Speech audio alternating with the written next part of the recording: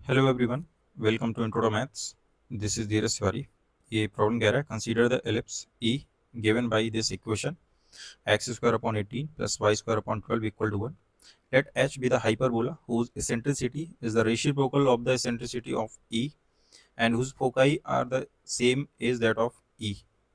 Let P and Q be the points of intersection of H and this parabola root 5y equal to x square. In the first quadrant, let D be the distance between P and Q, and if A and B are the integers such that D square equal to A plus B root 5, then the value of A minus B। ठीक है, तो यहाँ पर आपको एक ellipse दे रखा है, that is capital E x square upon 18 plus y square upon 12 equal to 1। साथ ही साथ आपको एक हाइपरबोला भी रिलेट कराया है इसने। इसकी जो एसेंट्रिसिटी है, मान लेते हैं कि इसकी एसेंट्रिसिटी E1 है, तो इसकी एसेंट्रिसिटी मान लेते हैं कि आपके पास में E2 है। तो वो कह रहा है कि रेसिप्रोकल है इस कैपिटल ई का एलिप्स की जो एसेंट्रिसिटी है। ठीक है, तो यहाँ से हम करते क्या है, इसकी एसेंट्रिसिटी फाइंड आउट कर लेते हैं। तो अगर आप कंपेयर कराते हो तो ये आपका स्मॉल ए स्क्वायर हो जाएगा and that is b square, है ना, x square upon a square plus y square upon b square. So यहाँ से ए स्क्वायर पता है और बी स्क्वायर पता है, तो हम एसेंट्रिसिटी का फॉर्मूला यूज कर लेते हैं। E one equal to square root of 1 minus b square upon में a square, so that is square root of 1 minus 12 upon 18, so that is root 6 upon 18 which is 1 upon root 3। ये तो आ गया आपके ellipse की eccentricity. सो hyperbola की हो जाएगी यहाँ से, दैट इज रूट 3। चलिएगा ना, कह रहा है इनके फोकस सेम है, whose foci are the same as that of E. जो हाइपरबोला का फोकस है वही आपका इसका फोकस यहाँ से कितना बनेगा, that is plus minus a e comma 0। So यही फॉर्मेट आपका यहाँ पे भी बन जाएगा, that is plus minus a. अब यहाँ पर आप E1 E2 कर लो, so E1 and that will be E2 comma 0। ठीक है, क्योंकि दोनों इक्वल हैं, so a E2 equal to a E1। Square कर दो दोनों side, a square E2 square equal to small a square E1 square. A square यहाँ से मिल जाएगा अपने को, जो कि इसकी इक्वेशन में हेल्प करेगा। सो ए स्क्वायर E2 स्क्वायर कितना हो जाएगा, that is 3 equal to small a square that is 18 into E1 square that is 1/3। So यहाँ से ए स्क्वायर कितना हो जाएगा, 3 3 9 2 18, सो ए स्क्वायर विल बी 2। यहाँ से ए स्क्वायर पता चल गया, इसकी एसेंट्रिसिटी पता है, तो इसके हम कैपिटल बी भी फाइंड आउट कर सकते हैं।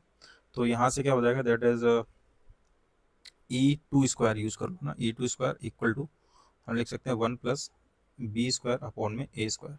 ये हाइपरबोला के लिए यूज कर रहे हैं।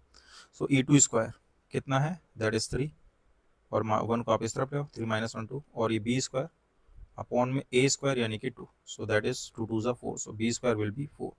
सो हाइपरबोला की इक्वेशन अपने को पता चल गई, that is x square upon में a square that is 2 minus y square upon में बी स्क्वायर यानी कि 4 इक्वल टू 1। ये आपकी हाइपरबोला की इक्वेशन हो गई। ठीक है, अब यहाँ पर है क्या कि ये जो हाइपरबोला एच है ये इंटरसेक्ट करता है इस पैराबोला को फर्स्ट क्वाड्रेंट में। तो इनके इंटरसेक्टिंग पॉइंट फाइंड आउट कर लेते हैं, जिनको पी और क्यू बोला गया यहाँ पर। ठीक है, सो यहाँ से हम सेटिस्फाई कराते हैं अगर इंटरसेक्ट कर रहा है तो पैराबोला अपने पास में है root 5 y equal to x square. So इस एक्स स्क्वायर की वैल्यू उठा करके इसमें रख दो, सो हो जाएगा रूट 5 वाई अपॉन में 2 माइनस वाई स्क्वायर अपॉन में 4 इक्वल टू 1। सो ये हो जाएगा आपका 2 root 5 y minus y square equal to 4। चलेगा, यहाँ से आ जाएगा वाई स्क्वायर एंड माइनस का 2 root 5 y and plus 4 equal to 0। आप यहाँ से वाई फाइंड आउट कर सकते हैं। सो वाई कितना आ जाएगा, basically y equal to minus b, so 2 root 5 plus minus b square, so that is 2 2 ज़ा 4 5 ज़ा 20 माइनस 4 AC, तो हो जाएगा 16 divided by 2a, so 2। So 2 root 5 and plus minus यहाँ से आ जाएगा रूट 4 डिवाइडेड बाई 2, एंड 2 से 2 कॉमन लेकर कैंसिल आउट कर दो, ये स्क्वायर रूट 4 कितना हो जाएगा 2। सो यहाँ से बचेगा आपका रूट 5 प्लस माइनस 1, है ना, ये आपका आ गया यहाँ से। सो ये दो वैल्यू आती दिख रही हैं आपको यहाँ से, एक तो y इक्वल टू, तो इनको आप एक को y1 मान लो दैट इज रूट 5 प्लस 1, और एक को आप y2 मान लो that is root 5 minus 1। Clear है। अब इसके अकॉर्डिंग आपको चाहिए x1 और x2, तो आप इस पैराबोलिक इक्वेशन में वैल्यू पुट कर लो, यहाँ से आपको इजीली x1 और x2 मिल जाएगा यहाँ से। सो जब आप y1 रख रहे हो तो यहाँ से आपको मिल जाएगा √5 प्लस 1 इक्वल टू, मैं इसके अकॉर्डिंग यहाँ पर x1 स्क्वायर कर लेता हूँ, ठीक है। सो ये मेरे को x1 मिल जाएगा यहाँ से, कैसा आ जाएगा, that is 5 plus √5 square root, ठीक है। सिमिलरली यहाँ से अगर आप रखते हो तो x2 का स्क्वायर कर लो और उसके अकॉर्डिंग यहाँ पर आप √5 से मल्टीप्लाई करा लोगे √5 माइनस 1 में, सो दैट इज 5 माइनस 5 √5 चलेगा। ये आ गया आपके यहाँ से